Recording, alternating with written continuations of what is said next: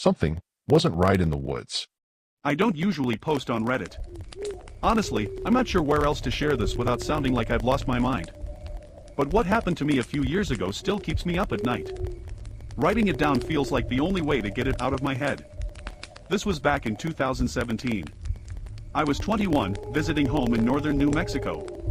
My cousin Eli had just bought some cheap land way out past town, basically desert scrub with a couple pines scattered around. He'd parked an old RV out there and invited me, his buddy Marcus, and Marcus's girlfriend Lena to spend the night. We were supposed to drink a little, sit around a fire, and watch the stars.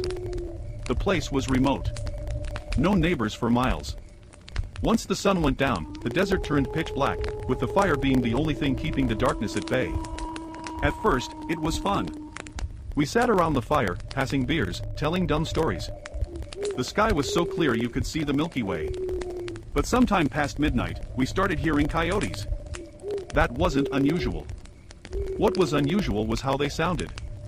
Normally, coyotes bark and yip in a pack, chaotic and high-pitched. But this was off. The howls were long, drawn out, almost like someone was trying to imitate a coyote but didn't quite know how. At one point, the noise got close enough that Lena asked if we should put the fire out, but Eli just shook his head. Nobody said it, but we were all unsettled. Around 1 a.m., Lena shook Eli awake, whispering that she needed to pee but didn't want to go alone. They grabbed a flashlight and stepped outside the RV. I stayed at the window, not even sure why, maybe just nerves. That's when I saw it. Something was crouched low by the tree line. At first I thought it was a person. Then it moved, and my stomach dropped. Its limbs were too long, its movements jerky, like it was trying to remember how to walk. The flashlight beam swept over it for half a second, and I swear I saw a face. A human face. But the eyes glowed like an animal's. I must have made some kind of noise because Marcus came up beside me, asking what I was looking at. He froze when he saw it too. The thing slowly stood upright. It was tall, taller than any of us. And it was wearing clothes. Torn, dirty clothes. I recognized the jacket. It was mine. One I'd given away years ago. The thing tilted its head at the RV like it was listening, then started to move. Not toward Eli and Lena, but toward us. Marcus and I ducked down below the window, hearts pounding. I wanted to shout a warning, but my throat locked up. Then, from outside, we heard it. My voice. Eli. Come here. Every hair on my body stood on end. It sounded exactly like me. Through the thin RV walls, I heard Lena whisper, "Why does he sound weird?" Eli didn't answer.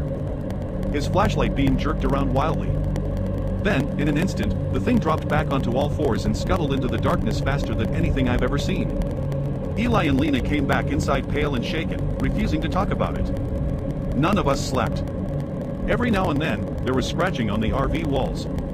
Soft footsteps circling us in the gravel. Once, something heavy thumped against the door, making Lena scream. At around 4 a.m., the desert went completely silent.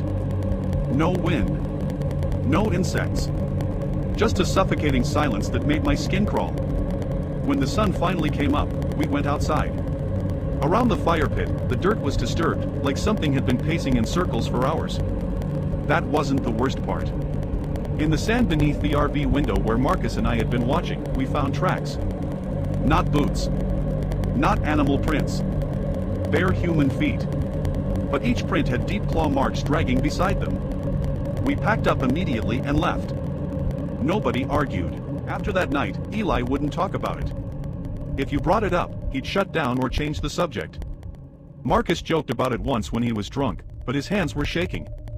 Lena never said a word. I tried to move on. I told myself it was a trick of the light, too much beer, desert paranoia. But then, a few weeks ago, years and miles away from that night, it happened again. I was walking home from work, cutting through an alley. It was quiet, nobody around. Then I heard it. A voice. My own voice. Calling my name from the shadows. I don't use that alley anymore. I don't go outside alone at night if I can help it. But sometimes, even in my apartment, when everything's quiet, I swear I hear it. Something outside. Scratching. Waiting. And sooner or later, I know it's going to call again.